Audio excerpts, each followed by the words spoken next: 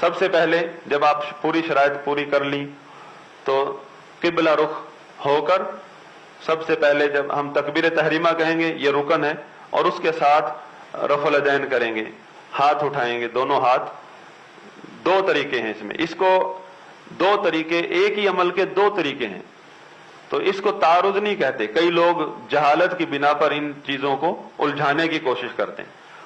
یہ نبی صلی اللہ علیہ وسلم کی بعض سنتیں دو طرح سے ہوتی ہیں، اس کو کہتے ہیں اختلاف تنوع، کہ اس ایک عمل کو آپ دو طرح کر سکتے، کبھی اس طرح کر لیں کبھی اس طرح کر لیں. آپ کی سہولت کے لیے اللہ کے نبی صلی اللہ علیہ وسلم نے بتایا ہے.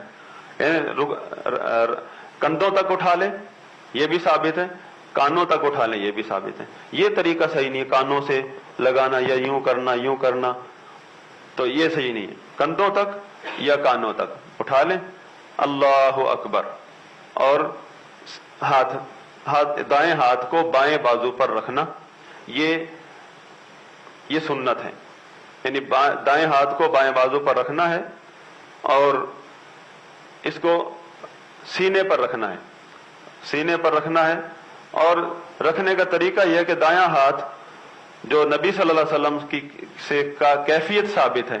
ایک تو ہے بخاری شریف کی حدیث کہ آپ کا حکم تھا کہ جو بھی بندہ نماز میں ہو وہ دائیں ہاتھ کو بائیں بازو پر رکھ لو. اب بازو تو یہاں سے لے کر یہاں تک ہے، تو ذراع یہ ہے. لیکن نبی صلی اللہ علیہ وسلم سے جو کیفیت ثابت ہے وہ اس طرح ہے کہ دائیں ہتھیلی آپ صلی اللہ علیہ وسلم بائیں ہتھیلی پر اس طرح رکھتے تھے کہ یہ ہتھیلی، یہ جوڑ اور یہ کلائی تینوں آ جاتے نیچے. اور رکھنا، ایک ہے رکھنا ایک ہے پکڑنا. رکھنا ثابت ہے اور پکڑنا بھی اس کے بارے میں روایات ہیں. رکھنا اور پکڑنا اس طرح، اور سینے پر.